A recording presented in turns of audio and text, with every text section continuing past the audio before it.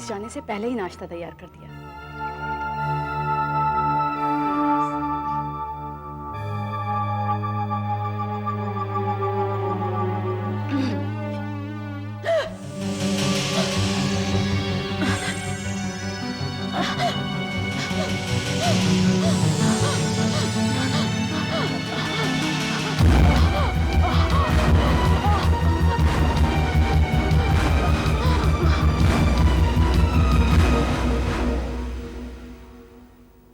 Cut it! Cut it! Cut it! Cut it!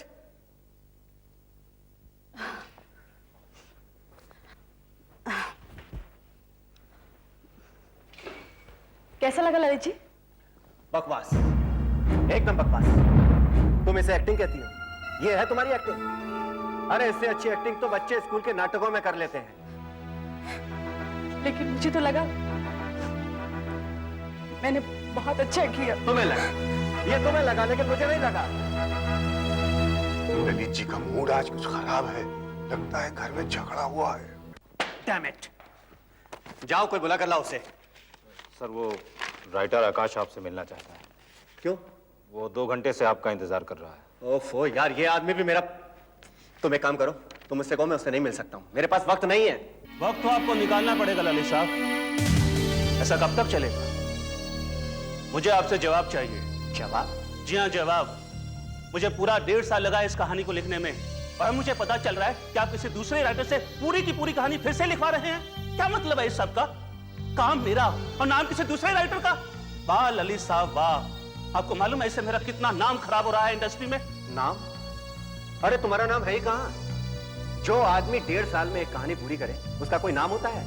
आजकल writer 3 महीने में एक कहानी लिख देता है। ललित साहब आप ये ठीक नहीं कर रहे हैं, बहुत बुरा कर रहे हैं आप मेरे साथ। आपको ये भुगतना पड़ेगा।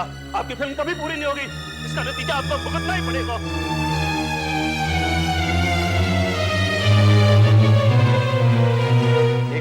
एक मिनट भाई। प्रीति जी, आप ये मेरी यूनिट की प्रॉब्लम्स क्यों रिकॉर्ड कर रही हैं? आप इसे भी टीवी पर दिखा देंगे क्या? रिलैक्स रिलैक्स मिस्टर ललित, हम टेलीकास्ट करने से पहले एडिटिंग भी तो करेंगे ना, और कुछ भी टीवी पर दिखाने से पहले मैं आपको जरूर दिखाऊंगी, आई प्रॉमिस। देखिए, I am sorry, I am really very sorry. Shooting पर ये सब चलता रहता है। आज का दिन ही कुछ खराब है। ओ पिया, पिया कम ऑन। पिया देखो, जो हुआ उसे भूल जाओ। मुझे अचानक बहुत गुस्सा आ गया था। मैं जानता हूं कि तुम और अच्छी एक्टिंग कर सकती हो।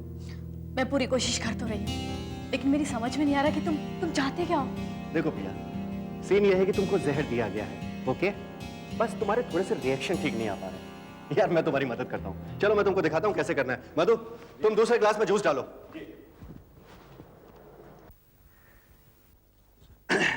Come on. देखो पिया, इट्स वेरी सिंपल।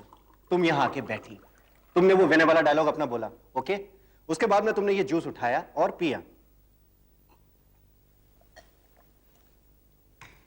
बस उसके बाद में फिर तुम्हारा वो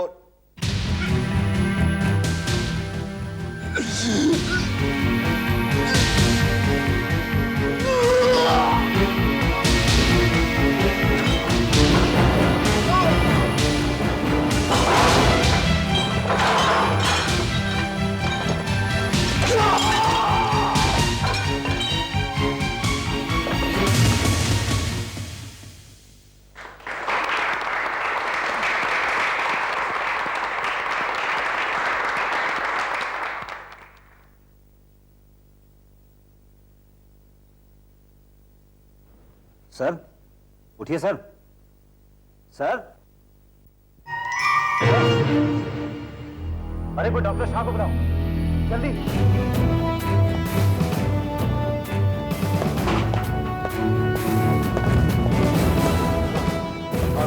किसी डॉक्टर शाह का फोन है।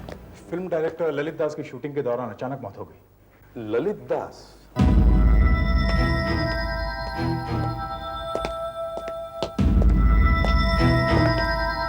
मैं डॉक्टर शाह, मैंने ही आपको टेलीफोन किया।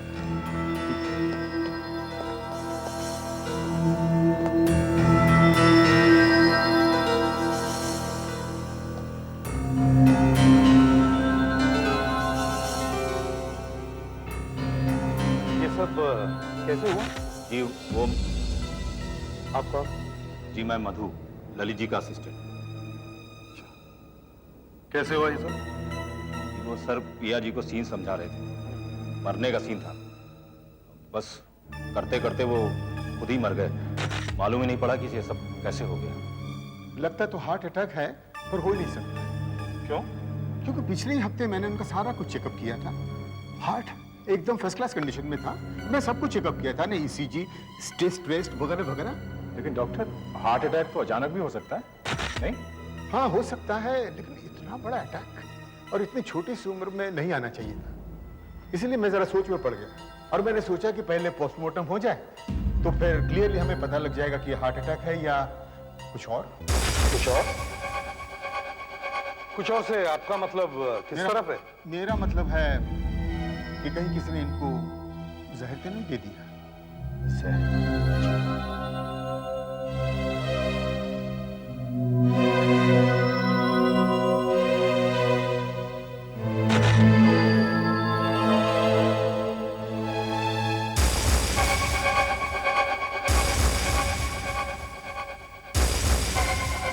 क्या खाया था इन्होंने? जी वो स्नैक्स खाए थे और चाय भी पी।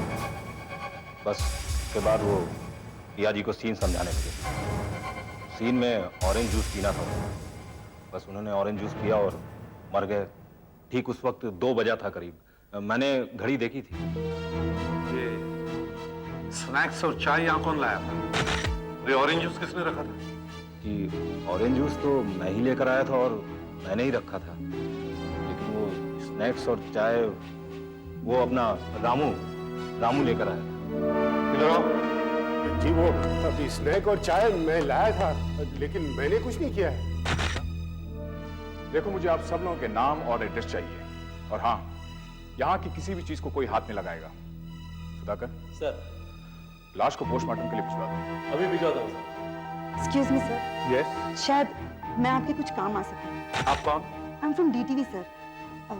हम इस फिल्म के ऊपर एक वीडियो प्रोग्राम बना रहे हैं। मिस्टर ललित का इंटरव्यू, आर्टिस्ट का इंटरव्यू और शूटिंग कवर कर रहे थे और करीब 10-15 मिनट तक हमारा कैमरा लगातार ऑन था और बस उसी वक्त ये सब हो गया सर।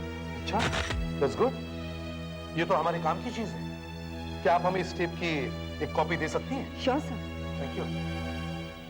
एसीपी साहब, डॉक्टर शाह को मानना पड़ेगा। जैसे उन्होंने झट से बता दिया कि इस आदमी को जहर देकर मारा गया है। क्या वाकई ऐसा है? जी हाँ, ये जहर से ही मरा है। अच्छा, मगर कौन सा जहर? वेलकॉक्सिन। वेलकॉक्सिन? जी हाँ, वेलकॉक्सिन। वैसे तो एक ऐसी दवाई है जो दिल के मरीजों को उनके दिल की धड़कन तेज करने के लिए दी जाती है। हालांकि आजकल इसका कोई इस्तेमाल करता नहीं, तो इसे मरने में कोई 2 या 3 मिनट लगे होंगे, या ज्यादा से ज्यादा 5 मिनट बस। मगर वहां के लोगों ने बताया था कि ठीक 2 बजे मर गया था। इसका मतलब ये है दया कि इस आदमी को जहर लगभग 1:55 से दिया गया है।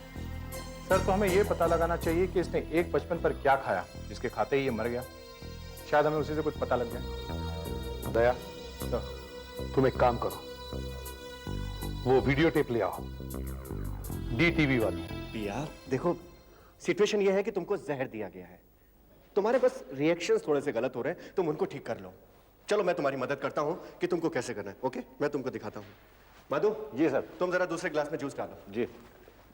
मुझे देखना है कि ललित ने उस वक्त क्या क्या खाया पिया है। देखो इसके बाद तो सर ललित जी ने सिर्फ ऑरेंज जूस पिया था। ये तुम्हारा ग्लास है, तुम यहाँ बैठी और तुमने वो अपने विनय वाले डायलॉग बोले। उसके बाद में ये ग्लास उठाया और उसके बाद तुम्हारे रिएक्शंस भी हैं। ये पिया और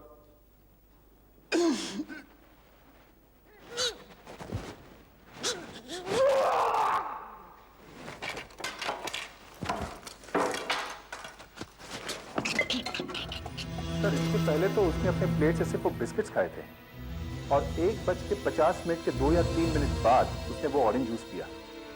इसके अलावा तो उसने किसी भी चीज को हाथ भी नहीं लगाया। तो इसका मतलब जहर इनमें से ही किसी चीज में होगा। आपके पास ये तीनों चीजें हैं ना, ये बिस्किट, चाय, ऑरेंज जूस। फौरन इन्हें मेरी लैब में भिजवाइए, मैं जांच करता हूँ। दया, उस असिस्टेंट मधु और स्पॉट बॉय रामू को लेके आओ और जो भी वहां उस वक्त मौजूद था, तुम सबको बुला के लाओ। मैं उनसे पूछताछ करना चाहता हूँ। ललित साहब को चाय और बिस्किट तुम्ही ने दिया था ना?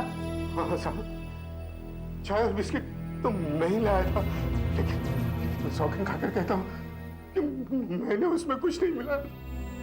वो सारा सामान तो मैं कैंटीन से लेकर आया था। मैंने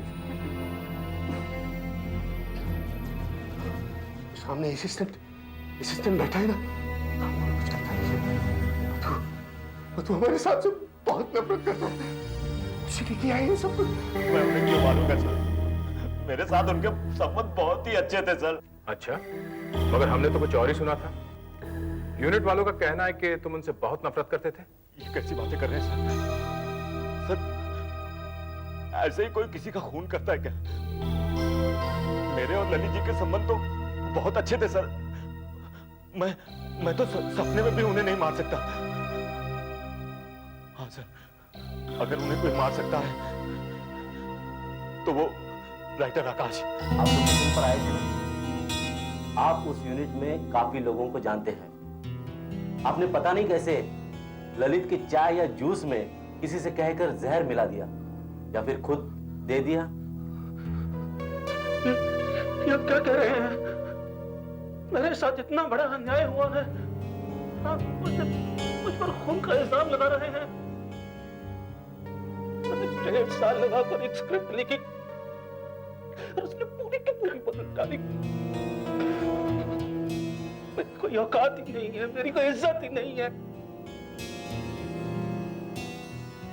मैं आपको बताता हूं असल बात क्या है। ललित और पिया का चक्कर चल रहा था, तभी तो उस बेवकूफ एक्ट्रेस को ये रोल मिल गया। वरना उसकी क्या औकात है? इस लायक है वो? शक्ल देखी आपने उसकी? उसके प्यार के चक्कर में मेरी स्क्रिप्ट कुर्बान हो गई। उसकी स्क्रिप्ट पूरी की पूरी कुर्बान हो गई। उसका रोल बढ़ता रहा, मेरी स्क्रिप्ट करती रही। ललित जी शादीशुदा थे। आपकी खातिर वो अपनी बीवी को तलाक दे नहीं सकते थे। उनके बर्ताव में बदलाव भी आ गया था, यहां तक कि वो सबके सामने आपकी बेइज्जती भी करने लगे थे। और शायद इन सब चीजों से तंग आकर आपने सोचा होगा कि ये एक ही बार में खत्म कर दो। झूठ है ये सब, बकवास है ये सब। मैं और ललित सिर्फ दोस्त थे, जस्ट गुड फ्रेंड्स। और ये रोल मुझे मेरे टैलेंट की वजह से मिला था, किसी और वजह से नहीं। हेलो, हाँ डॉक्टर साहब बोलिए। अच्छा ठीक है, हम आते हैं। Thank you.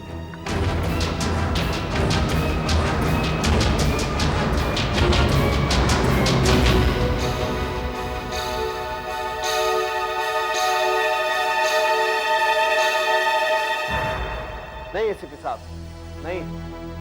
इन तीनों चीजों में, ये बिस्किट, चाय, ऑरेंज जूस, इन तीनों में से किसी में भी वेलकॉक्सिंग नहीं निकली। मगर डॉक्टर साहब, आप ही ने तो कहा था कि जहर मरने से 5 मिनट पहले दिया गया है और वेलकॉक्सिन बहुत जल्दी असर करती है। हाँ कहा था एसीपी साहब, लेकिन इन तीनों चीजों में वेलकॉक्सिंग नहीं है। पर सर, आखिर के 5 मिनटों में उन्होंने और कुछ लिया भी तो नहीं, और ये बात वीडियो टेप में एकदम साफ है। हाँ, किसी न किसी ने कैसे भी करके उसे जहर दिया जरूर है, और वो भी आखिरी के 5 मिनट में। Are you sure, doctor? जहर इंजेक्शन या कोई और तरीके से नहीं दिया गया, सिर्फ खिलाया गया है। जहर पेट में मिला है, इसका मतलब साफ है एसीपी साहब कि जहर मुंह के रास्ते ही अंदर गया है।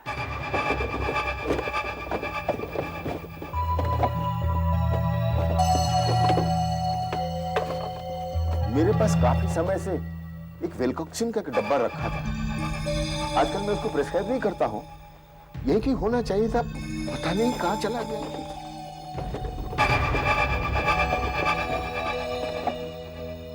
पर अब नहीं है। हाँ,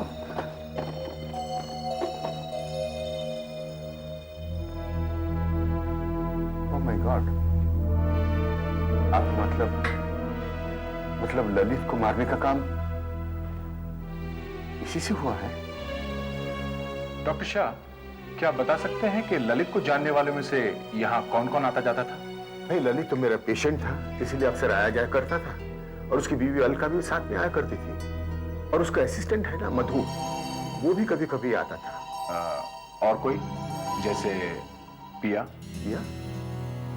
नहीं, ललित के साथ पिया कभी नहीं आई। लेकिन 15 दिन पहले ललित ने पिया को मेरे पास भेजा था। उसे कुछ थोड़ा सा बुखार हो गया था, और ललित को डर था कहीं इसकी वजह से उसकी शूटिंग ना कैंसिल करनी पड़ जाए। और हाँ, करीब 2 महीने पहले वो राइटर आकाश मेरे पास आया था। वो क्यों आया था यार? वो कुछ दवाइयों के बारे में पूछ रहा था। वो स्क्रिप्ट लिख रहा था ना जहर के बारे में। वो बीमार उमार तो नहीं था। हो सकता है वेलकॉक्सिन वही यहाँ से चुरा के ले गया हो, या फिर पिया, या अलका, या मधु, या फिर ललित खुद। कोई भी ये काम कर सकता था। सर, चूंकि मैं आखिरी के 5 मिनटों की कैसेट बार बार देख रहा था, तो शायद मैंने पहले नहीं देखा। मैं आपको एक चीज दिखाना चाहता हूं। सर, ये देखिए, ललित के मरने के 15 मिनट पहले का ही। जैसे हम सभी जानते हैं कि ललित जी बहुत ही जाने माने डायरेक्टर हैं। उन्होंने हमें बहुत सारी हिट फिल्म्स दी हैं। आज उनका इंटरव्यू लेंगे हम, और फिल्म की हीरोइन है पिया जी। उनके साथ भी अगर वक्त मिला तो ज़रूर बातचीत करेंगे, और आपको बताएंगे कि वो इस फिल्म के बारे में क्या कहती है। सर, मरने के करीब 15 मिनट पहले उसने कुछ गोलियां खाई थी। रिवाइंड करके स्लो मोशन में प्ले करो।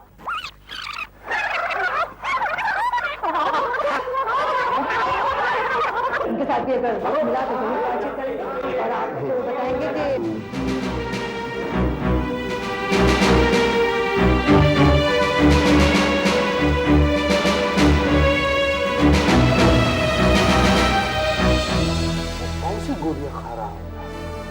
तो ललित को हाइपरटेंशन था, उसका ब्लड प्रेशर कम करने के लिए मैंने कुछ गोलियां दी थी, शायद वही होंगी। क्या वो हर रोज ये गोलियां खाता था? हाँ, कुछ टैबलेट्स, कुछ कैप्सूल थे। कुछ तो दिन में 3 बार लेनी पड़ती थी, जैसे कि नाश्ते से पहले, खाना खाने से पहले, और रात को खाना खाने से पहले। लेकिन ललित अपनी दवाई कभी भी मिस नहीं करता। जब वो शूटिंग पर जाया करता था तो अपनी दवाइयों का कोटा एक छोटे से डिब्बे में भर के साथ ले जाया करता था।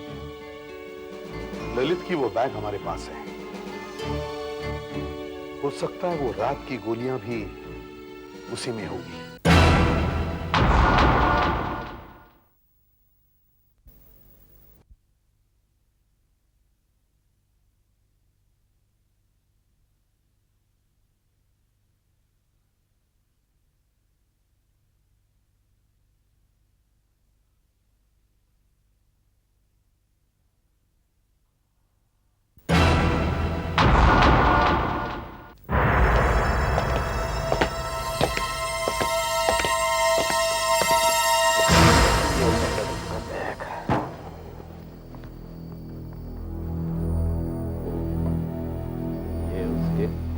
कपड़े, ये फाइल, इसमें देखें क्या है।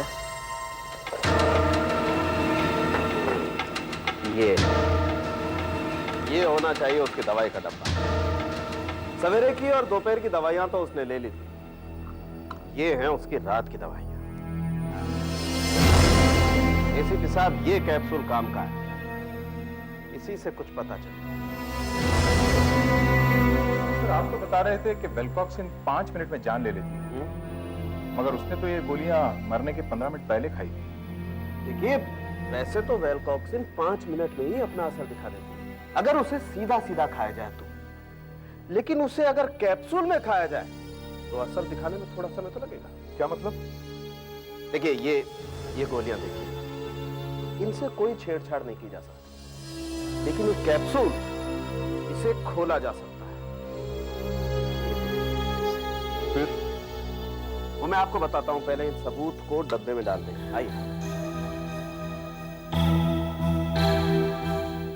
ये देखिए, ये कैप्सूल।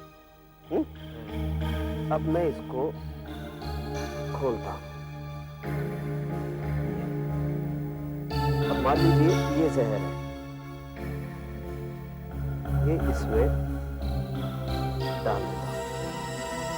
और इसे वापस बंद कर देता हूं। किसी को पता भी नहीं चलेगा कि उसने जहर खाया है दवाई। ठीक है, फिर भी डॉक्टर साहब इस केस में जहर ने 5 मिनट के बजाय 15 मिनट कैसे लगा दिए? देखिए एसीपी साहब, कैप्सूल को पेट में जाने के बाद घुलने में थोड़ा वक्त लगता है। देखिए मैं आपको बताता हूं, इस बीकर में एक ऐसा सॉल्यूशन है जो उन एसिड जैसा है जो हमारे पेट में होते हैं, जैसे कि 5% हाइड्रोक्लोरिक एसिड और पेप्सिन। अब मैं इस कैप्सूल को इस सॉल्यूशन में देखिए घुलने लगा। इस कैप्सूल को घुलने में 5 मिनट लगेंगे और वेलकॉक्सिन को अपना असर दिखाने में 5 मिनट लगेंगे। इसका मतलब ललित ने जहरीला कैप्सूल अपनी मौत से लगभग 10 मिनट पहले खाया। 5 मिनट कैप्सूल घुलने के और 5 मिनट जहर को अपना असर दिखाने। लेकिन सर ललित ने कैप्सूल 1:45 बजे खाया, तो उसकी मौत 10 मिनट बाद हो जानी चाहिए, यानी कि 1:55 पर। लेकिन उसकी मौत इसके भी 5 मिनट बाद हुई, यानी 2 बजे। क्यों? एसीपी साहब, ललित ने एक कैप्सूल नहीं खाया, उसने 2 कैप्सूल खाए। 2 कैप्सूल? जी हाँ, मैं बताता हूं। ये एक छोटा कैप्सूल है। कातिल ने इस कैप्सूल में जहर भरा होगा और फिर उसे इस बड़े वाले कैप्सूल में बंद कर दिया होगा। अब 5 मिनट लगे होंगे इस बड़े कैप्सूल को घुलने में और 5 मिनट लगे होंगे इस अंदर के छोटे कैप्सूल को घुलने में और 5 मिनट लगे होंगे जहर को अपना असर दिखाने। हो गए 15 मिनट? हो गए 15 मिनट। अगर खून ऐसे ही हुआ है तो सवाल ये है कि ललित के कैप्सूल में जहर डाला किसने? मैडम वो बैंगलोर से एप्सम इंडस्ट्रीज का फोन आया था, वो अपने ऑर्डर अपडेट करना चाहते हैं। वो फॉर्मेल्डिहाइड 600 की जगह 750 गैलन चाहते हैं और हाइड्रोक्लोरिक एसिड 150 की जगह 280 गैलन, और ये सारे ऑर्डर उन्हें मंडे से पहले चाहिए। अच्छा, आप एक काम कीजिए, जरा फैक्ट्री में जाके चेक कर लो कि उनका ऑर्डर मंडे तक तैयार होता है कि नहीं। अब जरा उनसे बात करो, मैं भी आई। जरा वो एसीपी साहब, आप यहाँ? जी, हमने सोचा आप घर पर होंगी इसलिए घर पर फोन किया, तो किसी लेडी ने बताया कि आपने फिर से ऑफिस ज्वाइन किया है। जी, और मैं क्या करती, ऑफिस में रहूंगी तो थोड़ा बिजी रहूंगी, ललित की तरफ से थोड़ा ध्यान तो हटेगा। हम आपको ये बताने आए हैं कि आपके पति की मौत वेलकॉक्सिन नाम के जहर खाने से हुई है। क्या ललित की किसी से दुश्मनी थी? दुश्मनी? एसीपी साहब, ललित बहुत ही मतलबी इंसान था, उससे सब नफरत ही किया करते थे, और सच तो ये है कि उसने आत्महत्या ही की है। जी हाँ, ललित और उस फिल्म की हीरोइन पिया, उनके अफेयर के बारे में मैंने बहुत सी बातें सुनी। पिया को लेकर अक्सर हमारे घर में रोज झगड़े होने लगे और मैंने ठान ली कि अब मैं अपनी मम्मी के घर चली जाऊंगी।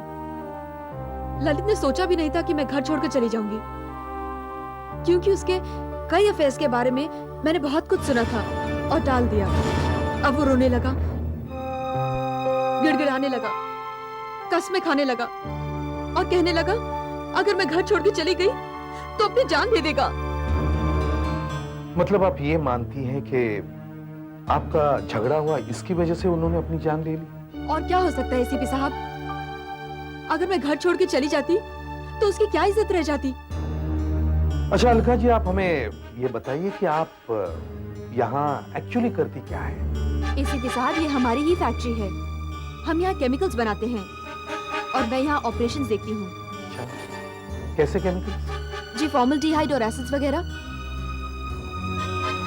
कहीं आप ये तो नहीं सोचे कि हम वेलकॉक्सिन बनाते हैं? जी नहीं, वो एक मेडिकल ड्रग है, वो हम लोग नहीं बनाते। आप मुझ पर तो नहीं शक कर रहे ना? जी नहीं, आप पर शक कैसा? आप तो वहां थी नहीं जहाँ खून हुआ। जिसने जहर दिया वो उनमें से ही एक है जो वहां मौजूद थे। पर अब भी मैं आपसे यही कह रही हूँ एसीपी साहब कि ललित ने आत्महत्या ही की है। आप मेरा विश्वास कीजिए। देखते हैं ये वेलकॉक्सिन आया कहां से। देखो, वीडियो टेप से साफ पता चलता है कि तुमने ही ललित को वो दवाई दी थी। बड़े आराम से तुमने वो सही कैप्सूल्स की जगह वो जहर वाली कैप्सूल उसे दे दिया। अब तुमने ये क्यों किया, क्या मालूम? ये बिल्कुल झूठ है सर। मैं मानता हूं उस रोज ललित जी को दवाई मैंने ही दी थी, लेकिन उनका बैग मेकअप रूम में था। उस वक्त तो कोई भी वो गड़बड़ी कर सकता था। मैंने कुछ नहीं किया। और ये राइटर साहब, ये तो सारा टाइम उधर ही बैठे थे। ये क्या बात हुई? मैं तो जानता भी नहीं वो दवाई खाते थे।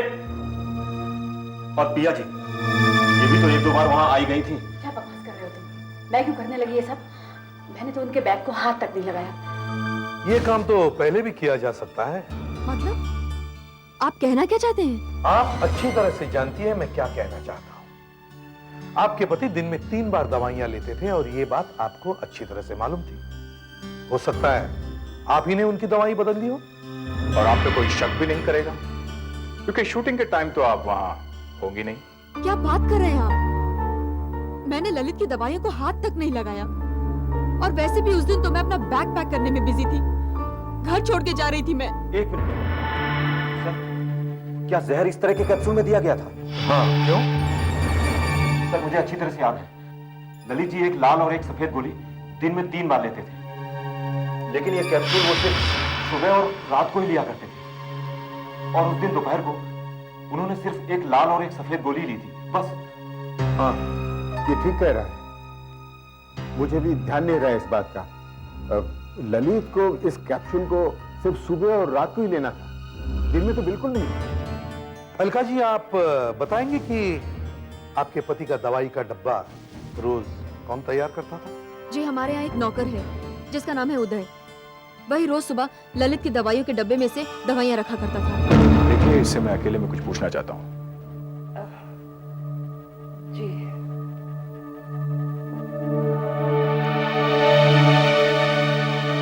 मुझे कुछ पूछना चाहता हूँ, ध्यान से सोच के बताना।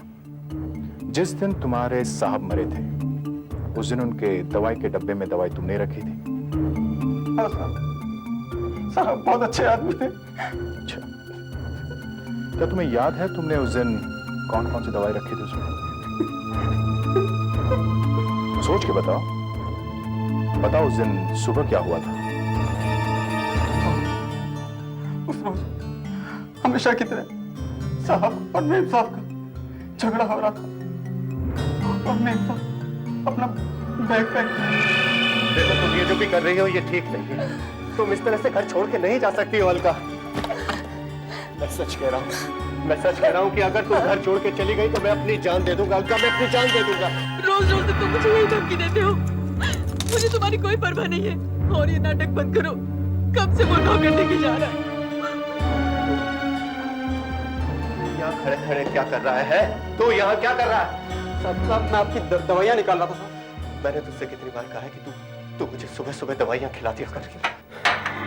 अगर ये दवाई पहले ले लेता तो ये सब नहीं होता।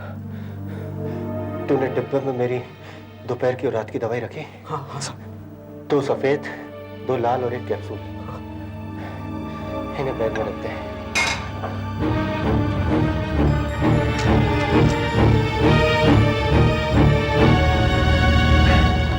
जाइए, बैग गाड़ी में रखते हैं।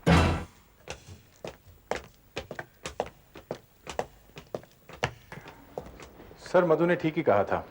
ललित के नौकर उदय ने सुबह डब्बे में 2 सफेद गोलियां, 2 लाल और 1 कैप्सूल डाला था। 1:45 बजे ललित ने 1 सफेद गोली और 1 लाल गोली खा ली, और बाकी की वो 2 गोलियां और कैप्सूल तो डब्बे में ही है।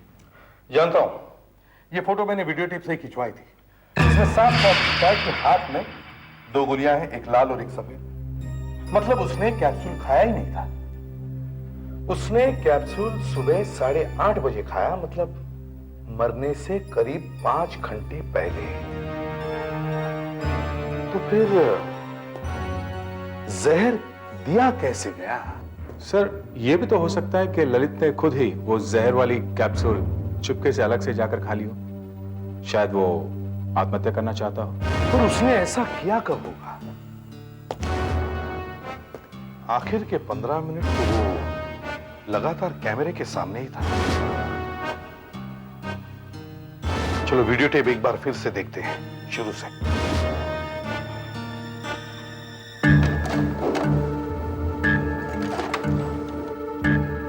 ललित जी, वैसे आपके फिल्म के नाम से तो लगता है कि ये मर्डर मिस्ट्री है। वैसे स्टोरी क्या है, आप बताएंगे हमें? जी हाँ जरूर, क्यों नहीं। देखिए बेसिकली एक सस्पेंस ड्रामा है। जैसे वो 70s में फिल्म्स बनती थी ना, वो विजयानंद साहब ने जो बनाई थी तीसरी मंजिल, उस टाइप की है ये। और हम अरे से एक मिनट जरा कैमरा ऑफ कराएंगे। मैं आपको अपनी फिल्म के बारे में बता रहा था। ये क्या हुआ? वो रिवाइंड करो और प्ले करो, वॉल्यूम भी बढ़ाओ। 20s में फिल्म्स बनती थी ना, वो विजयानंद साहब ने जो बनाई थी तीसरी मंजिल, उस टाइप की है ये। और हम अरे से एक मिनट जरा कैमरा ऑफ कराएंगे। तो मैं आपको अपनी फिल्म के बारे में बता रहा था। सर यहाँ पर ललित ने कैमरा ऑफ करवाया। थोड़ी देर के बाद कैमरा फिर चलने लगा और ललित इंटरव्यू देने लगा। आप अभी शूटिंग देख रही हैं। क्या हुआ? उसने कैमरा क्यों बंद करवाया? टीवी जर्नलिस्ट प्रीति से ही मालूम पड़ेगा। चलो उनके एडिटिंग स्टूडियो पर चलते हैं। क्या इंटरव्यू के दौरान टेप में झक है? जी हाँ। ठहरिए, मैं मास्टर टेप चेक करती हूँ।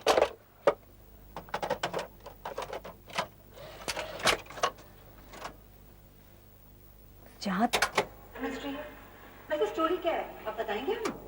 जी हाँ जरूर। शायद इसने बीच में रोक दिया हो तो। Oh yes, oh yes.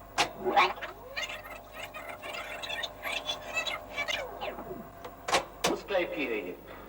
और हम अरे से एक मिनट जरा कैमरा ऑफ कराएंगे। मैं आपको अपनी फिल्म के बारे में बता। Oh yes, yes. वाकई मुझे पहले याद ही नहीं रहा, लेकिन जर्क है यहाँ पर। ललित जी ने हमें 1 सेकंड के लिए कैमरा रोकने के लिए कहा था। तुमने कैमरा रोक दिया, मुझे पता ही नहीं पड़ा। मैंने सोचा क्यों इधर उधर कैमरा घुमाऊं, थोड़ा देर इंतजार ही कर लेता हूँ। क्या हुआ था? क्यों रुकवाया था कैमरा उन्होंने? कुछ याद है आपको? वो सामने बैठे थे, मैंने उनसे फिल्म के बारे में पूछना शुरू किया। देखिए बेसिकली एक सस्पेंस ड्रामा है। जैसे वो 70s में फिल्म्स बनती थी ना, वो विजयानंद साहब ने जो बनाई थी तीसरी मंजिल, उस टाइप की है ये। और हम अरे से एक मिनट जरा कैमरा ऑफ कराएंगे। उधर शिफ्ट करो प्रीति जी, मैं अभी आ जा रहा हूं। उन्होंने हमें कैमरा ऑफ करने के लिए कहा और उठकर चले गए। मुझे समझ में नहीं आया कि मैं क्या करूं, तो मैं भी उठ के इधर उधर घूमने लगी। पिया अपने डायलॉग याद कर रही थी। इतने में स्पॉट बॉय रामू वहां आकर असिस्टेंट डायरेक्टर से राइटर के बारे में कुछ बात करने लगा। आपको मिले बिना जाएगा ही नहीं। अरे बैठने दे यार, उन दोनों का कोई पुराना टेंशन चल रहा है। और इतने में ललित जी वापस आ गए और इंटरव्यू फिर शुरू हो गया। तो मैं आपको अपनी फिल्म के बारे में। वो कितनी देर बाद वापस आए थे? ज्यादा नहीं, यही कोई 2-3 मिनट के बाद। जब वो वापस आए तो क्या कुछ परेशान लग रहे थे? वैसे तो पूरा दिन ही वो उखड़े उखड़े से लग रहे थे। अच्छा सर, शायद ये हो सकता है ललित के पास दूसरा कैप्सूल होगा। वो परेशान तो था ही, बस इंटरव्यू के बीच उठकर चला गया और बाथरूम में जाकर जहर वाला कैप्सूल खा के वापस आ गया। और कौन हो सकता है? प्रीति जी तो कह रही है कि वो अकेला ही बाहर गया था और बाकी के सब लोग कमरे में ही थे। लगता है उसकी पत्नी ठीक ही कह रही है, उसकी हत्या नहीं हुई, उसने आत्महत्या ही की है। नहीं दया नहीं, मैं ये मानने को तैयार नहीं। कातिल ने अपना काम बड़ी चालाकी से किया है, पर कैसे?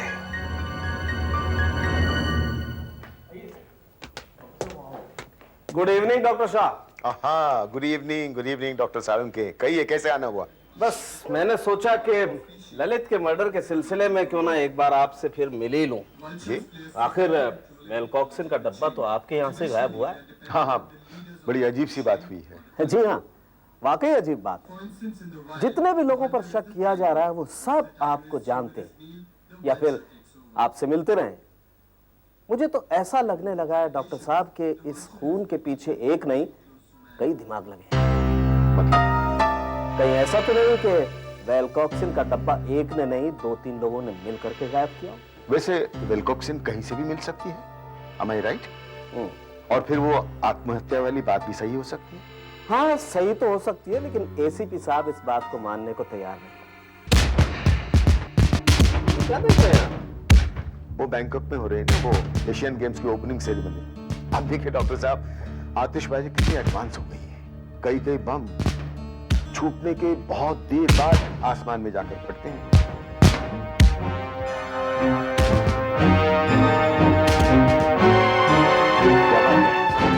डॉक्टर साहब, आप लोगों को खामोश हो गए। मेरा काम हो गया डॉक्टर साहब। बहुत जल्दी आपको टेलीफोन आएगा एसीपी साहब का। क्या हुआ एसीपी साहब? मुझे अर्जेंटली पहुंचने के लिए बोला गया। हाँ, हमें भी फोन करके यही बोला गया है, पर बात क्या है? आप लोग तो कुछ बता ही नहीं रहे। हाँ कुछ बताइए तो सही। आपको क्या कोई नई बात पता चली है? मैंने सोचा कि 2 हफ्ते बीत गए हैं, आप लोगों ने आत्महत्या समझकर इस केस को बंद कर दिया होगा। जी नहीं, ये आत्महत्या नहीं, ये खून है। आप लोग ऐसा कीजिए, आप सब हमारे साथ चलिए। हमारे जो फोरेंसिक एक्सपर्ट हैं डॉक्टर साळुंखे, वो आप लोगों को बताएंगे कि खून हुआ कैसे। रिपोर्ट से पता चला कि ललित के पेट में वेलकॉक्सिन था। यह एक ऐसा जहर होता है जिससे आदमी की मौत 5 मिनट के अंदर हो जाती है, लेकिन ललित के चाय, स्नैक्स या जूस में ऐसा कोई जहर नहीं पाया। नेक्स्ट हमें यह पता चला कि अगर इस जहर को किसी कैप्सूल में दिया जाए तो कम से कम 15 मिनट लगेंगे इसको असर करने में। लेकिन उस दोपहर को ललित ने कोई कैप्सूल लिया ही नहीं। उसके नौकर उदय ने बताया कि सुबह 8:30 बजे ललित ने अपना हर रोज का कैप्सूल लिया था, मगर उसकी मौत उस दिन दोपहर को 2 बजे हुई, करीब 5 घंटे बाद। ऐसा हो ही नहीं सकता, क्यों डॉक्टर साहब? एग्जैक्टली। तो फिर देखिए, या तो ललित के पास कोई जहर से भरा हुआ कैप्सूल रहा होगा और जब वो बाथरूम में गया उसने कैप्सूल खा लिया और मर गया। मगर उसने ऐसा नहीं किया, क्योंकि अगर उसे मरना ही होता तो कैप्सूल खा के वो वापस ही नहीं आता, इंटरव्यू नहीं देता, शूटिंग ही नहीं करता, कहीं और चला जाता। हाँ, हम 15 मिनट किए जा रहे थे, वहीं फंसे हुए थे। लेकिन तभी अचानक मुझे एक ऐसे तरीके का पता चला जिससे पेट में कैप्सूल आहिस्ता आहिस्ता गलाया जा सकता है। इसे एंट्रिक कोटिंग कहते हैं। ये क्या होता है डॉक्टर साहब? इससे कैप्सूल एकदम से गलना नहीं शुरू होता। इसका एक खास तरीका है, देखिए मैं बताता हूं आपको। अगर आप एक नॉर्मल कैप्सूल को 1% सॉल्यूशन ऑफ फॉर्मल्डिहाइड में डुबो दें और फिर बाद में इसे 2 हफ्ते तक के लिए सूखने के लिए रख दें, तो होगा ये कि उस पर एक परत सी जम जाएगी, एक कोटिंग, जो पेट के अंदर कैप्सूल को कम से कम 5-6 घंटों तक गलने नहीं देगी। देखिए मैं आपको समझाता हूं अच्छी तरह से। देखिए, ये जो 2 बीकर हैं, इसमें वो एसिड हैं जो हमारे पेट में पाए जाते हैं, जैसे हाइड्रोक्लोरिक एसिड और पेप्सिन। अब इनमें से एक बीकर में मैं ये कैप्सूल डालूंगा जिस पर कोई कोटिंग नहीं की हुई, और अब इस दूसरे बीकर में मैं ये कैप्सूल डालूंगा जिस पर हमने पहले से ही एंट्रिक कोटिंग की हुई। देखिए, जिस कैप्सूल पर कोई कोटिंग नहीं था वो अभी से खुलने लगा, और जिस कैप्सूल पर पहले से कोटिंग किया गया था उस पर कोई असर नहीं। और ये कम से कम 5-6 घंटों में खुल जाएगा। और ऐसे ही ललित को मारा गया है। उसे वेलकॉक्सिन ऐसे ही एक कैप्सूल में सुबह 8:30 बजे दिया गया था, और जैसे ही वो कैप्सूल पेट में खुल गया, वहां वो शूटिंग में मर गया। उसे नहीं मालूम था कि उसके पेट में एक टाइम बॉम्ब टिक टिक कर रहा था, और वो टाइम बॉम्ब रखा था आपने। हाँ, आपने। आपकी केमिकल्स की फैक्ट्री है, वहां पर फॉर्मेल्डिहाइड बनता है, उसका पूरा फायदा उठाया आपने। ललित ने जो कैप्सूल सुबह 8:30 बजे लिया था, उस कैप्सूल पर एंटरिक कोटिंग आपने की थी। आपने ही ललित को मारा है, क्योंकि आपको ललित और पिया के संबंध के बारे में पता चल गया था। आपने सारा का सारा मामला एक बार में ही खत्म कर दिया।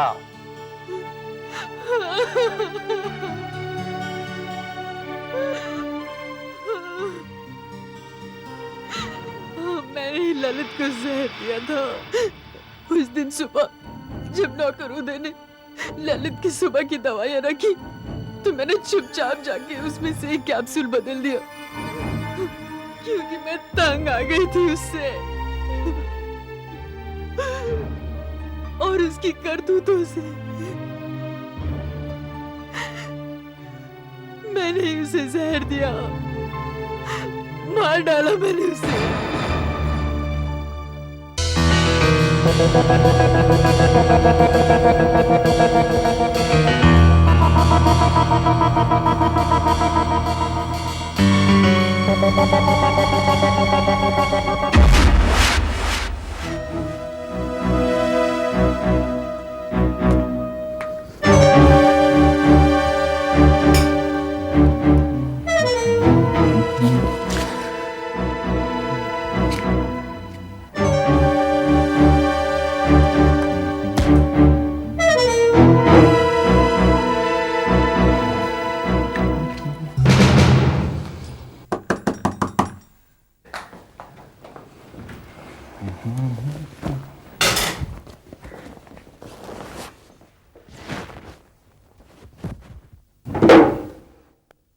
अरे आप, मैंने तो सोचा आप सो रही होंगी। अरे बेटा कहाँ जा रहे हो? मैं तो तुम्हारे लिए नाश्ता बना रही थी। नहीं, आज जरा जल्दी में हूँ, ऑफिस में बहुत इंपॉर्टेंट काम है। आपके किराए के पैसे मैंने टेबल पे रख दिए हैं। वो तो ठीक है, किराया कहाँ भागा जा रहा है? और रात के खाने का क्या? हाँ नहीं नहीं, आप उसकी चिंता मत कीजिए, मुझे आते आते 3-4 बज जाएंगे, खाना मैं भारी खा लूंगा। ये पुलिस की नौकरी भी बस, ना आने का टाइम ना जाने का। अरे देखो, मैं भूल ही गई मैं यहाँ आई किस लिए थी। बेटा एक काम करोगे? हाँ बोलिए। ये लेटर पोस्ट कर दोगे? हाँ हाँ जरूर। बेटे को लिखा है, अशोक को। कब आ रहा है वापस इंडिया? अभी तो नहीं, अगले साल आएगा। दुबई में नौकरी क्या लग गई, माँ को ही भूल गया।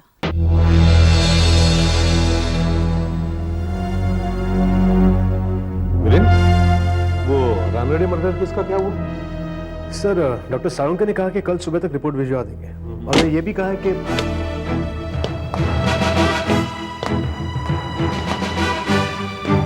सर, इसने अपना जुर्म कबूल कर लिया, स्टेटमेंट पे साइन भी कर दिया। सर सब बता दिया? हाँ साहब। कोर्ट में बोलेगा? जी सर, सब बोलेगा। राघव सर, इसे ले जाओ, कल कोर्ट में पेश करना है।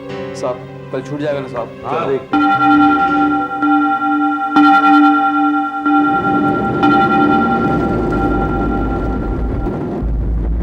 एक तरह से अच्छा ही हुआ सर, सर ने मुझे जाने को कहा। लगता है आज बड़ी जोर से नींद आने वाली है। हम लोगों के ऑफिस टाइम का भरोसा ही नहीं था। कभी रात को 1 बजे तो कभी 2 बजे तो कभी 4 बजे तो कभी सुबह 5 बजे तक। सुबह 5 बजे घर पहुंचते हैं, घर वाले तो तंग आ गए हमसे। मुझे तो जाके अपने मकान मालकिन को रात को जगाना पड़ता है सर। अच्छा? हाँ, पता नहीं अभी तक मुझे घर से निकाला क्यों नहीं उसने। एकदम अपने बेटे की तरह मानती है मुझे वो। अच्छा? अभी खाना रखा होगा मेरे लिए उसने। अब अपना खुद का घर कब ले रहा है? पता नहीं सर कब होगा। सर हाँ, आगे से लेफ्ट लीजिए, यहीं से शॉर्टकट है मेरे घर के लिए। सर बस बस यहीं कुछ। क्या हुआ? सर मैं यहीं से चला जाऊंगा सर। अरे क्यों? मैं तुम्हें घर पे छोड़ देता हूँ। नहीं सर, यहाँ से शॉर्टकट है, 10 मिनट का रास्ता है, इंडस्ट्रियल एस्टेट के बीच से मैं चला जाऊंगा sir. Sure? Yes sir. Okay, thank you sir. Bye. Bye sir.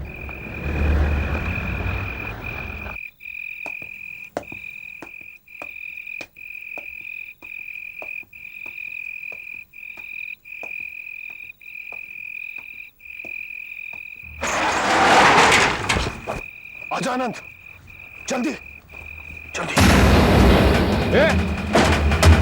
क्या हो रहा है? क्या गया ऑफिसर?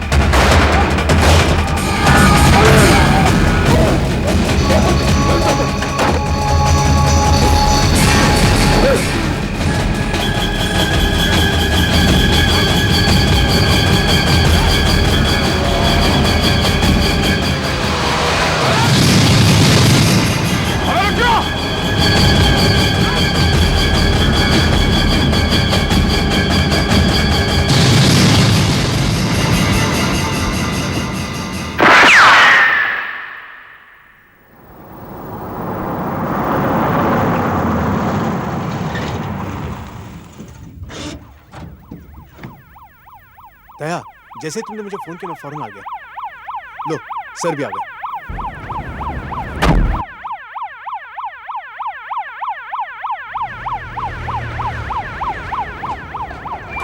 क्या हुआ है सर? आपने मुझे वहां छोड़ा, उसके बाद इस तरफ आ रहा था तो दो आदमी यहाँ से चोरी करके भागे। सर जैसे ही मैसेज मिला मैं फौरन निकल पड़ा। क्या हुआ? सर मैं यहाँ से आ रहा था कि दो आदमी इस गोदाम से बाहर निकले चोरी करके सर। उनकी गाड़ी यहाँ पर खड़ी थी और वो सामान उस पर रख रहे थे। मैंने चिल्लाया और उनको रुकने को कहा। उनमें से एक आदमी ने मुझ पर फायर किया सर। मैंने भी एक गोली चलाई पर वो लोग बच निकले सर। दया, सर तुम्हारी गोली किसी को तो लगी है। सर ये देखिए। सर मैंने निशाना तो उस आदमी के पैर पे लगाया था जिसने मुझ पर गोली चलाई, पर उसका साथी वो बीच में आ गया और शायद गोली उसके कमर पे लगी और वो लोग गाड़ी में बैठ के भाग गए सर। किस तरफ? सर इस तरफ। मैं काफी दूर तक उनके पीछे भागा तो वो लोग बच निकले सर। अच्छा दया, सर यहाँ कोई चौकीदार नहीं है? सर शायद नहीं है। कैसे मालूम? सर 6 महीने पहले इस एस्टेट में आग लगी थी, उसके बाद ये एस्टेट ऐसे ही पड़ा। यहाँ से एक रास्ता है जो मेरे घर के लिए शॉर्टकट है सर। मैं वैसे आता जाता रहता हूँ। ये गोदाम सूर्य एंड पार्टनर्स का है। सुधाकर, इलेक्ट्रिकल अप्लायंसेस की कंपनी है सर। गोदाम में अभी भी सामान पड़ा है। सर ये टेप रिकॉर्डर तो पुराना है। सूरी साहब ने फोन पे बताया था कि उन्होंने एक एक्सचेंज स्कीम शुरू की थी सर। पुराने म्यूजिक सिस्टम के बदले नए देते थे। वो पुराने म्यूजिक सिस्टम सब यहीं पड़े। तुमने गाड़ी का नंबर नोट किया? हाँ सर, MH03T4432। MH03T4432। हाँ कुछ पता चला? अच्छा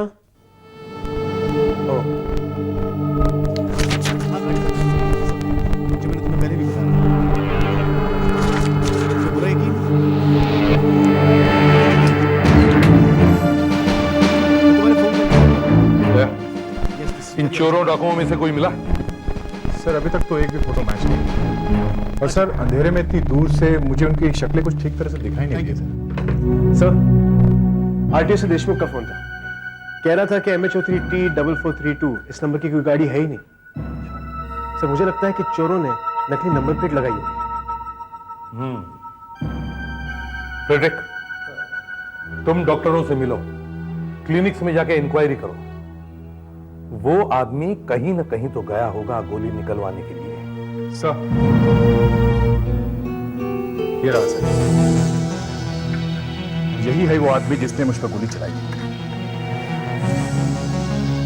अरविंद कुमार, 92 से 94 तक जेल, गोदाम का ताला तोड़ा, चोरी। 97 में फिर से चोरी पर सजा नहीं हुई। पता 15 कमल नगर, बाशिद रोड। T4432। यस।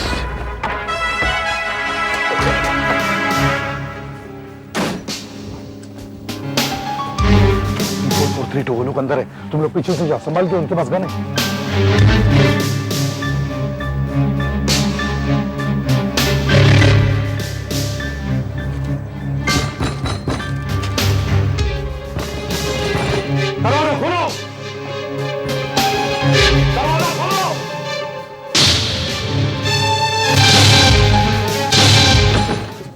हाथ ऊपर करो। You are under arrest.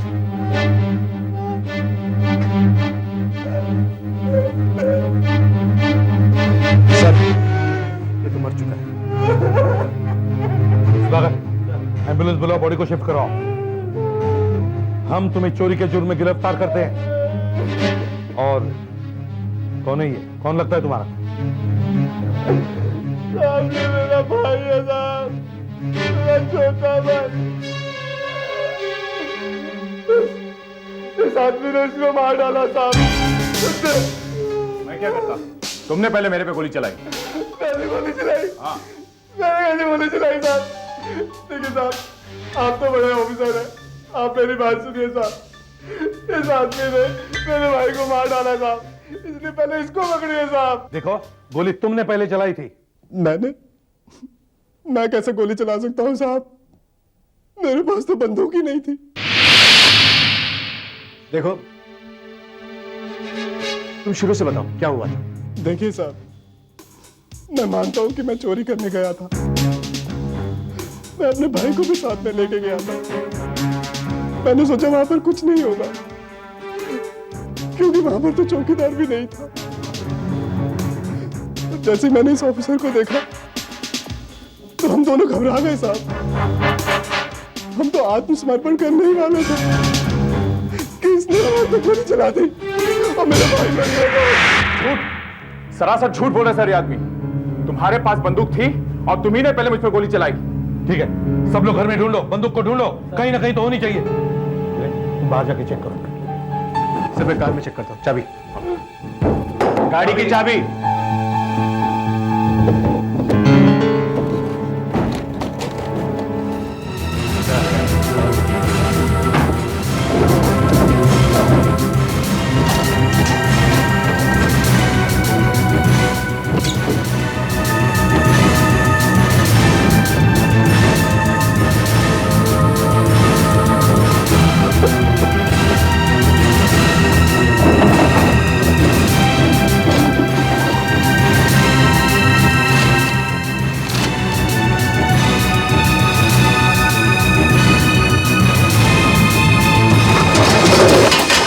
Sir, हाँ फ्रेडरिक, अंदर बंदूक नहीं मिली। यहाँ भी नहीं है सर। सर गाड़ी भी चेक की, लेकिन गाड़ी में भी नहीं मिली। नहीं। ये कैसे हो सकता है सर? सर इसने पहले मुझ पर गोली चलाई थी, तभी तो मैंने इस पर गोली चलाई सर। कहाँ है बंदूक? बंदूक होगी तो मिलेगी ना। देखिए साहब, इस आदमी ने मेरे भाई को मारा है। मैं चुप नहीं रहूंगा, मैं चिल्ला चिल्ला के सबको कहूंगा। एक सीआईडी ऑफिसर ने एक निर्दोष निहत्थे आदमी को मारा। मैं चुप नहीं रहूंगा, बिल्कुल नहीं रहूंगा। क्या ये सच है कि आपके किसी ऑफिसर ने एक निहत्थे आदमी पर वार करके उसे जान से मार डाला, जबकि वो आत्मसमर्पण के लिए तैयार था? ये तो सरासर जुल्म है एसीपी साहब। हाँ, आप उसके अगेंस्ट कोई एक्शन लेंगे या नहीं? देखिए, हम जांच कर रहे हैं और उससे पहले कोई फैसला नहीं कर सकते। और जिस ऑफिसर के बारे में आप पूछ रहे हैं वो हमारा बहुत ही काबिल ऑफिसर है। वो कभी भी कोई गलत कदम नहीं उठाएगा और मुझे पूरा यकीन है कि वो गोली चलाने पर मजबूर हो गया होगा, वरना वो क्यों गोली चलाएगा? उस आदमी के पास हथियार तो था ही नहीं, फिर वो किसी की जान कैसे ले सकता था? अगर वो सीआईडी ऑफिसर है तो इसका ये मतलब नहीं कि वो किसी की जान ले ले। कैसे हो सकता है? दया, तुमने वो गन देखी थी ना? नजरों का धोखा भी तो हो सकता है। शायद तुमसे गलती हुई है। तुम 2-3 रातों से सोए नहीं थे। मगर सर मैं इतनी बड़ी गलती करूंगा? मैंने उसके हाथ में बंदूक देखी थी सर, और उसने उसी से मुझ पर गोली चलाई थी। तो वहां वो गोली के शेल भी तो नहीं मिले? एम्प्टी? उसके हाथ में रिवॉल्वर था सर, कोई तमंचा या पिस्तल नहीं। शायद तुम सच कह रहे हो। मैं सच ही कह रहा हूं सर। लेकिन सर, कुछ भी हो, हमें अरविंद के इल्जाम का जवाब देना ही होगा। सुनिए, एक बात बताओ, तुमने अरविंद के हाथ का पैराफिन टेस्ट करवाया? जी हाँ सर। अगर अरविंद ने बंदूक चलाई होती तो उसके हाथों में गन पाउडर मिलता, लेकिन ऐसा कुछ मिला नहीं उसके हाथों से, और ना ही उसके पास कोई बंदूक मिली। यह भी तो हो सकता है कि उसने ग्लव्स पहने हो और उसने गन के साथ साथ ग्लव्स भी गायब कर दिए। लेकिन वो गन जा कहां सकती है? सर एक मिनट, यहाँ आइए। चलिए देखिए, मैं काफी देर से इस मैप को पढ़ रहा हूँ। सर ये है मोतीलाल इंडस्ट्रियल एस्टेट यहाँ पर, और ये है अरविंद का घर जहां से हमने उसे गिरफ्तार किया। इन दोनों के बीच का फासला है 3 किलोमीटर। चलिए देखिए, यह है रास्ता। ये रास्ता खाड़ी के साथ साथ चलता है। यह खाड़ी है सर। तुम्हारा मतलब है उसने बंदूक खाड़ी में फेंक दी? हो सकता है सर, हम खाड़ी को ही छान मारते हैं।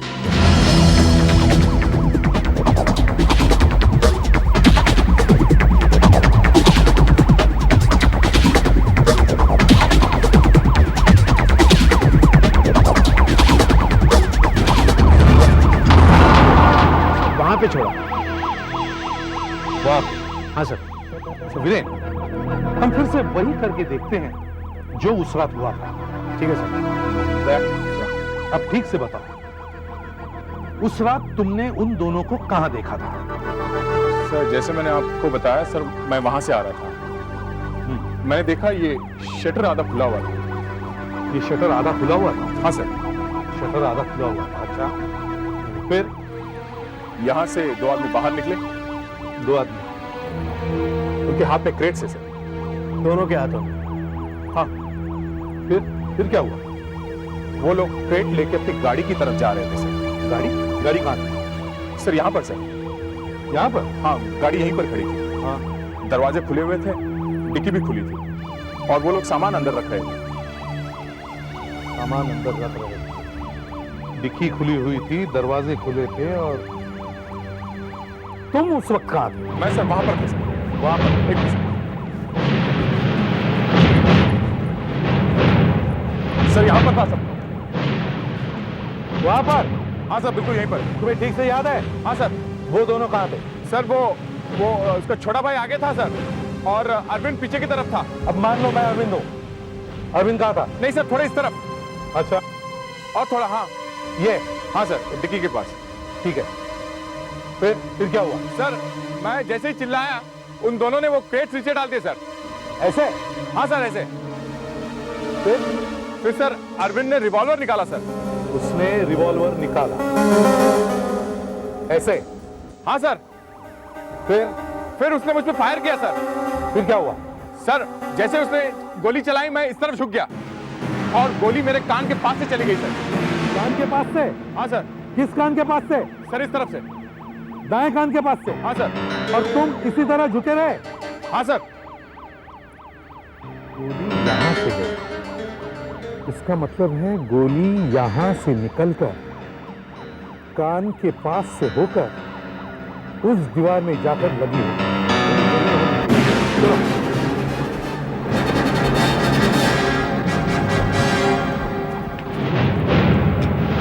यही लगी है, वहां से निकलकर कान के पास से होकर गोली यहीं लगी हो, यहीं कहीं निशान।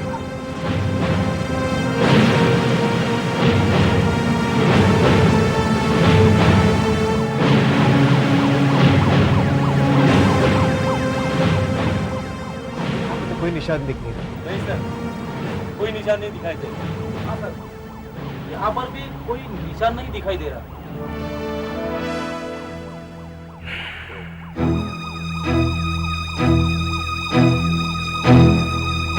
सॉरी दया, लेकिन जब तक हमें रिवॉल्वर या गोली नहीं मिलती, हमें अरविंद के बात पर विश्वास करना ही पड़ेगा। मैं कितनी बार आप लोगों से कह चुका हूं, मैं और अनंत निहत्थे थे, हमारे पास कोई बंदूक नहीं थी। तो उस ऑफिसर ने हमारे पे गोली चलाई जो मेरे भाई को लगी। बस यही सच है। आपके बार बार कहने से हमारी कहानी बदल नहीं जाएगी। हम तुम्हें तुम्हारी कहानी बदलने के लिए नहीं कह रहे हैं, हम सिर्फ सच्चाई जानने की कोशिश कर रहे हैं। सच सच बताओ कि उस रात एग्जैक्टली हुआ क्या था? चोरी करते हुए नहीं, पर तुम्हारा भाई मेरे ऑफिसर की गोली से मारा गया, और इसलिए तुम उससे नफरत करते हो, है ना? और इससे अपनी भाई की मौत का बदला लेना चाहते हो। क्या मतलब?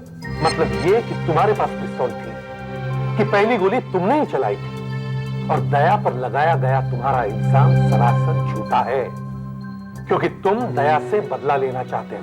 हाँ, मैं बदला लेना चाहता हूं, मगर सिर्फ इसलिए कि आपके ऑफिसर ने 2 निहत्थे आदमियों पर गोली चलाई है, और उस गोली से मेरे भाई की मौत हुई है। बदला तो मैं लूंगा साहब। सुधाकर, ले जाओ इसे।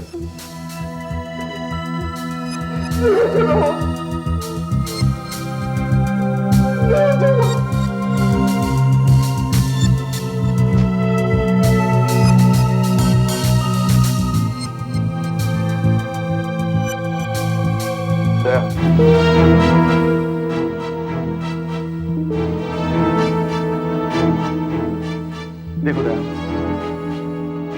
मेरे पास कोई और चारा नहीं है, मगर अरविंद के इल्जाम के खिलाफ जब तक हमें कोई सबूत नहीं मिलता, तब तक मुझे तुम्हें सस्पेंड करना पड़ेगा। सस्पेंस है? दया प्लीज मुझे तुम्हारा आईडी कार्ड दे दो।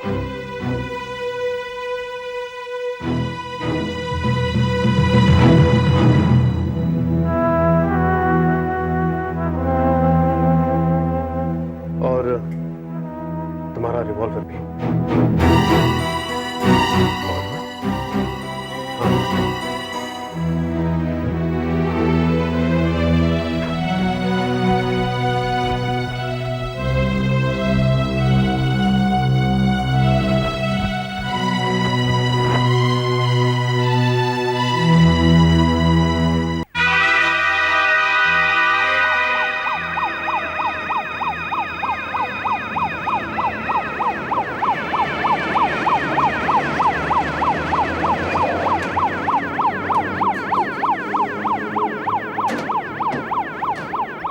सर, दया के साथ जो हुआ वो ठीक नहीं हुआ, क्योंकि अब तो टेलीविजन वाले प्रेस वाले इसके पीछे हाथ धोकर पड़ गए। हाँ वीरेंद्र, मैं समझता हूँ क्या गुजरती होगी उस बेचारे पर। सर, दूसरी ओर हमारे इतने सारे आदमी खाड़ी में बंदूक ढूंढ रहे हैं, लेकिन अभी तक कुछ हाथ नहीं लगा। वो गोली अगर हमें मिल जाए वीरेंद्र तो अपना काम बन जाएगा। वीरेंद्र, वो चोरों की गाड़ी यहीं कहीं थी ना? हाँ सर, तो यहीं से गोली चली है। Right sir. सर लेकिन आखिर गोली जा कहां सकती है? देखो वीरेंद्र, गोली बंदूक से निकले मतलब कहीं तो लगनी चाहिए, हवा में गायब तो नहीं हो सकती। गोली है वो गोली कहीं तो लगनी चाहिए, कहीं तो मिलनी चाहिए। हाँ मिलनी तो चाहिए सर, लेकिन मिल नहीं रही है। फिर गई कहाँ गई? क्या उस रात कुछ ऐसा तो नहीं था जो कब यहाँ था और अब नहीं? पर क्या सर, उस रात गोली चलने के कुछ देर बाद हम लोग यहाँ पहुंच गए और अब से तब तक सब कुछ वैसा का वैसा ही है। इस रात हम इस दीवार पर गोली के निशान, क्या ये देखिए सर, क्या ऑयल के निशान।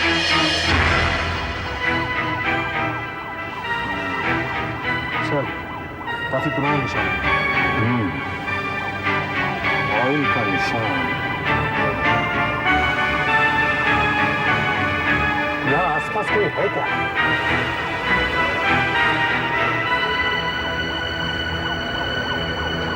वॉचमैन, इधर आओ। जी साहब। जी साहब। तुम यहाँ के वॉचमैन हो? हाँ जी साहब, मैं पहले यहीं ड्यूटी करता था। इस एस्टेट में आग लगने के बाद यहाँ कुछ बाकी नहीं बचा ना, तो साहब ने मेरी ड्यूटी दूसरी एस्टेट में लगा दी। और अब जब यहाँ मर्डर और चोरी हुआ ना, तो साहब ने दोबारा फिर मेरी ड्यूटी यहाँ लगा दी। ये बताओ, ये ऑयल का ये निशान यहाँ कैसे? साहब किसी ट्रक से गिरा होगा। ट्रक? कौन सा ट्रक? साहब जब से ये एस्टेट खाली है ना, तब से यहाँ के मालिक ढींगरा साहब से लोग पूछकर अपने ट्रक या टेम्पो यहाँ खड़ा कर देते हैं। अच्छा, जिस रात यहाँ चोरी हुई यहाँ कोई ट्रक खड़ा था? साहब ये तो मुझे पता नहीं। तो फिर किसे पता होगा? साहब ये तो ढींगरा साहब ही बता सकते हैं, मगर ढींगरा साहब आज शहर में नहीं हैं, वो न्यू बॉम्बे गए हुए हैं और आज शाम तक वापस आएंगे। अच्छा सर, क्या आपको लगता है कि उस रात यहाँ पर कोई ट्रक या टेम्पो खड़ा होगा? हाँ, हो सकता है। और ये भी हो सकता है कि गोली उसी में जाके लगी हो। दया, बहुत जरूरी बात पूछनी है, दिमाग पर जोर डालो और सोचकर बताओ। उस रात जब मैंने तुम्हें मोतीराम इंडस्ट्रियल एस्टेट पर छोड़ा था, तो वहां पर कोई ट्रक या टेम्पो खड़ा था वहीं आसपास में, या कोई कार या कुछ भी? सोचकर बताओ। सोचो दया, सोचो। इससे हमें केस की तह तक पहुंचने में मदद मिलेगी। वहां कोई गाड़ी खड़ी थी गाड़ी वहां कोई? सोचो दया, याद करो। ट्रक या टेम्पो वहां इर्द गिर्द कहीं पर? मुझे कुछ याद नहीं आ रहा सर, आजकल मुझे कुछ याद नहीं रहता। मुझे कुछ याद नहीं है। बैठो बैठो। नहीं ठीक है सर, नहीं, बैठो बैठो।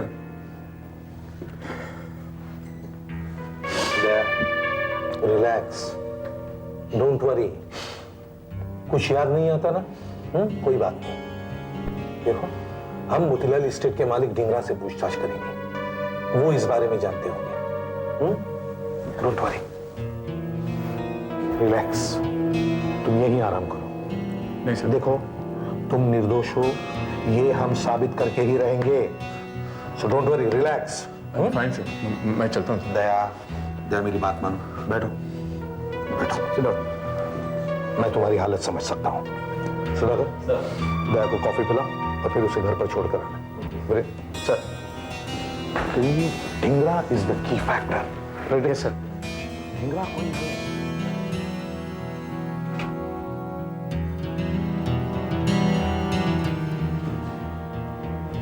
कैसे हो दया?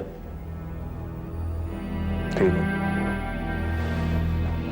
मैं तुम्हारे लिए कॉफी लाता हूँ।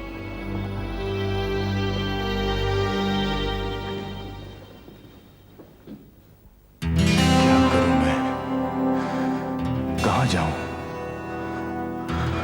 ये सब मेरे साथ ही क्यों हुआ? दया, तुम्हें मेरा घर छोड़ना होगा। मेरा बेटा दुबई से वापस आ रहा है। पोस्टमैन, आपके पिताजी का टेलीग्राम। दया, ये तुमने क्या किया? मुझे तुमसे ऐसी उम्मीद नहीं थी। तुमने एक निहत्थे आदमी को मार दिया। ये तुमने क्या किया दया? मुझे तुमसे ऐसी उम्मीद नहीं थी। ये तुमने क्या किया? दया, तुमने ये क्या किया? मुझे तुमसे ऐसी उम्मीद नहीं थी। तुमने एक निहत्थे आदमी को मार दिया। ये तुमने क्या किया दया? मुझे तुमसे ऐसी उम्मीद नहीं थी। मुझे जीने का कोई हक नहीं। मैं अपने आप को खत्म कर दूंगा।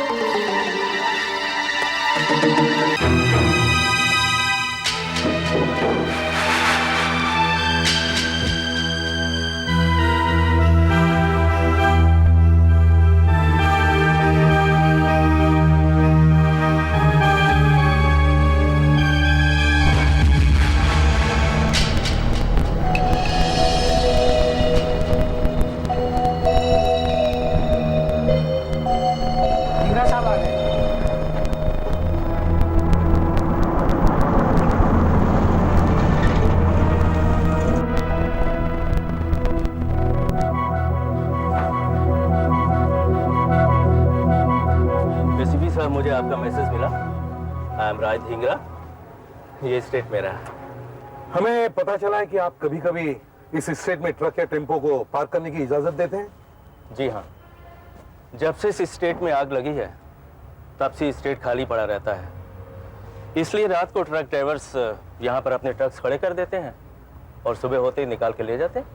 हम ये पता लगाने की कोशिश कर रहे हैं मिस्टर ढींगरा कि 19 तारीख की रात को यहाँ कोई गाड़ी खड़ी थी। 19 तारीख यानी संडे? जी।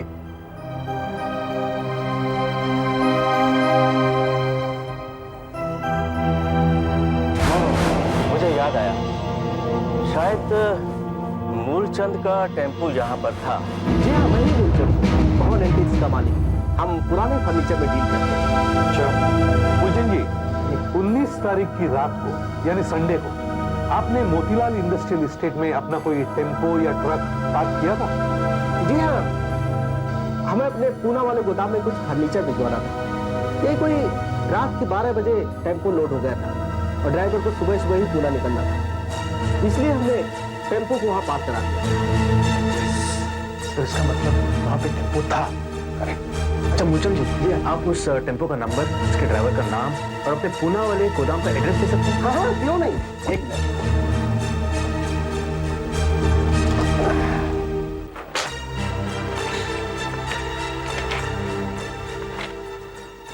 जी हाँ, ये लीजिए। गाड़ी का नंबर है MH02 D2430 और ड्राइवर का नाम है नकुल और क्लीनर का नाम है कैलाश। और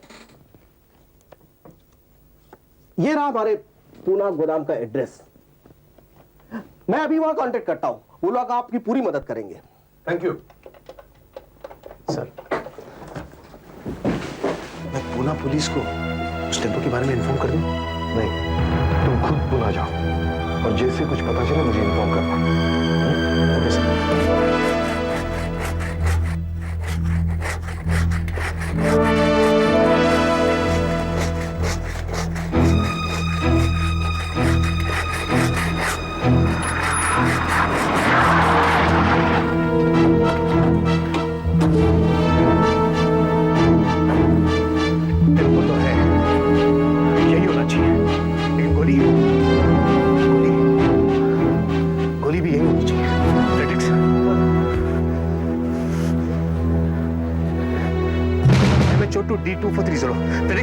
टेम्पो तो यही है। इसका मतलब गोली इसी में होगी। ब्रेक चेक करो, अंदर बाहर ऊपर नीचे हर तरफ गोली यहीं पे होनी चाहिए, इसी टेम्पो में कहीं ना कहीं तो होगी। फेनिक्स इस तरह से चेक करो। From CID. तुम्हारे मालिक ने फोन किया होगा कि हम यहाँ आने वाले हैं। हाँ सर। इस टेम्पो का ड्राइवर और उसका क्लीनर कैलाश दोनों कहाँ हैं? बुलाओ उन्हें। अरे नकुल, अरे कैलाश, अरे बाबा, साहब आए। आइए। नमस्कार साहब। मालिक ने कहा था कि देखो, मुझे तुम्हारी मदद चाहिए। 19 तारीख की रात को तुम मोतीलाल इंडस्ट्रियल एस्टेट में थे? हाँ साहब, उस रात हम लोग वहीं थे। रात को 3:30 बजे भी? वो बात दरअसल ये थी साहब कि हमें निकलना तो सुबह 5 बजे था, लेकिन हम लोग पहले ही निकल लिए 3:30 बजे। क्यों साहब? आप वो जो गोली की आवाज आई थी उसके बारे में जानना चाहते हैं? तुम जानते हो उसके बारे में? बताओ। साहब, हमसे गलती हो गई। हम लोग डरे हुए थे साहब, हमारी समझ में नहीं आया था हम क्या करें, इसलिए हम निकल लिए साहब। देखो, सोच के बताओ उस रात क्या हुआ था? साहब, टेम्पो तो था ही, मैं आगे सोया था और ये पीछे फर्नीचर के साथ। साहब, उस रात गर्मी ज्यादा थी, इसलिए शटर खुला हुआ था। साहब, अचानक मेरी आंख खुली, जैसे कोई आवाज आई हो।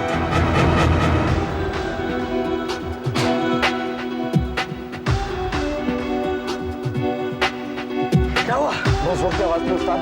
अरे क्या आवाज थी? ऐसा लग रहा है जैसे कोई गोली चला रहा है। हाँ उस्ताद, कोई गोली अपने को लग जाए। हाँ उस्ताद, चलो अपन निकल लेते हैं। हाँ उस्ताद, निकल लेते हैं। हाँ उस्ताद।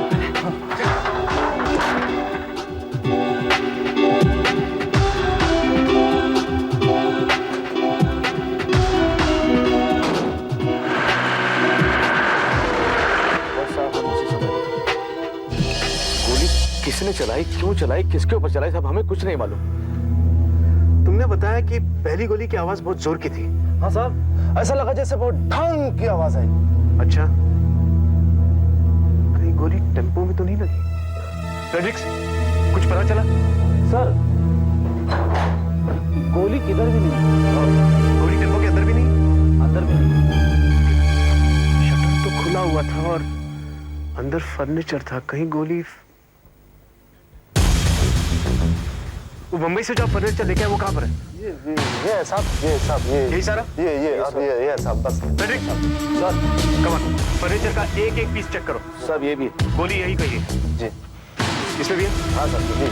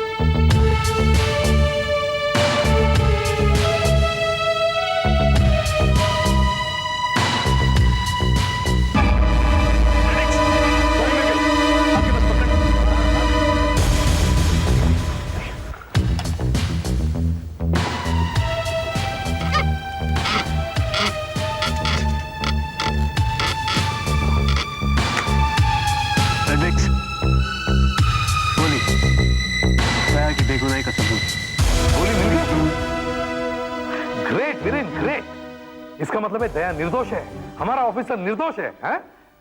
हाँ हाँ हाँ, तुम जल्दी से वापस आ जाओ। ओके ओके, जल्दी से ये खुशखबरी दया को देनी चाहिए। अब दया को उसका बैच वापस मिल जाएगा, उसकी गन भी वापस मिल जाएगी।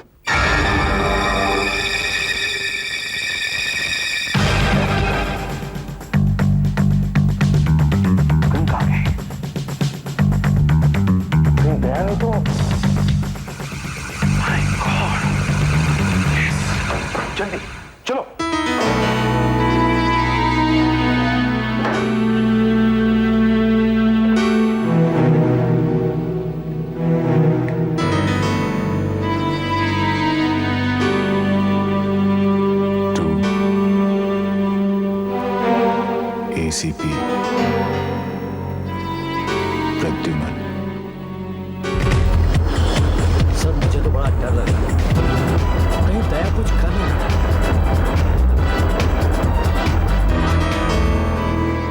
सर मैंने हमेशा अपनी ड्यूटी को एक अच्छे और ईमानदार पुलिस ऑफिसर की तरह निभाया है।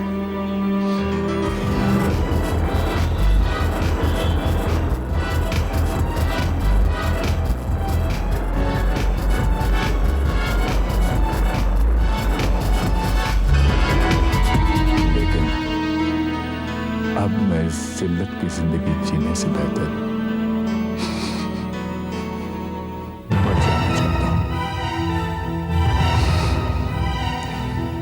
मैं अपनी जिंदगी को खत्म कर रहा हूं।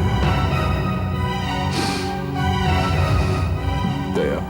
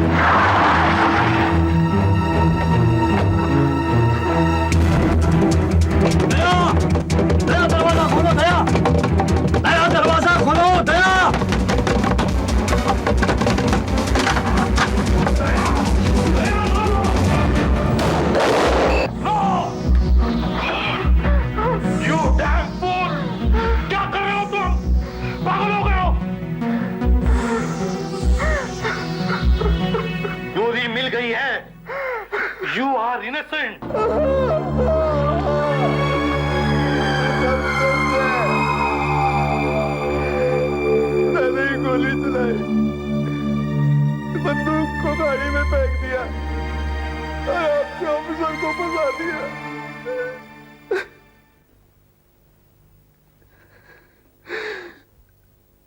आनंद क्यों मर गया?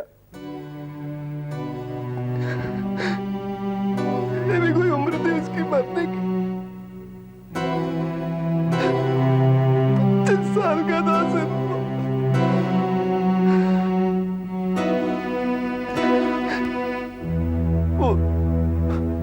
वो तो मेरे साथ आना भी नहीं चाहता था। मैंने ही जबरदस्ती की और उसको अपने साथ ले गया। मैंने सोचा किसी दूसरे को साथ में लेकर जाऊंगा तो चोरी का माल बांटना पड़ेगा, इसलिए मैं अनंत को साथ में ले गया और वो मर गया।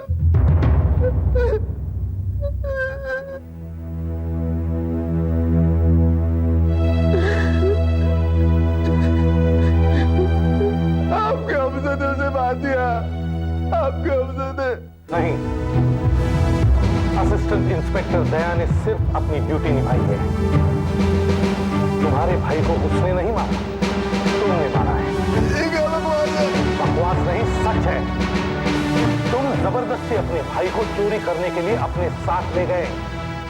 वो जाना नहीं चाहता।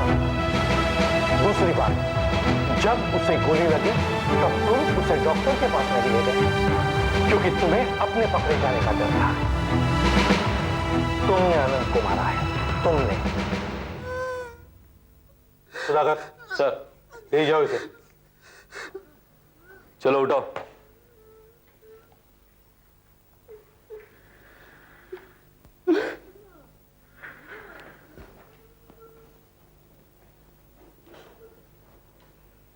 देखो दया, तुम्हारे साथ जो कुछ भी हुआ उसके लिए हम सभी को काफी बुरा लगा है। लेकिन एक बात ध्यान में रखो, ये हम में से किसी के साथ भी हो सकता है। हमें समाज को भी जवाब देना पड़ता है। तुम्हारा कार्ड और रिवॉल्वर लेते समय मुझे कितना दुख हुआ ये मैं बयान नहीं कर सकता, मगर क्या करें, करना पड़ता है। ये लो तुम्हारा कार्ड एंड वेलकम बैक।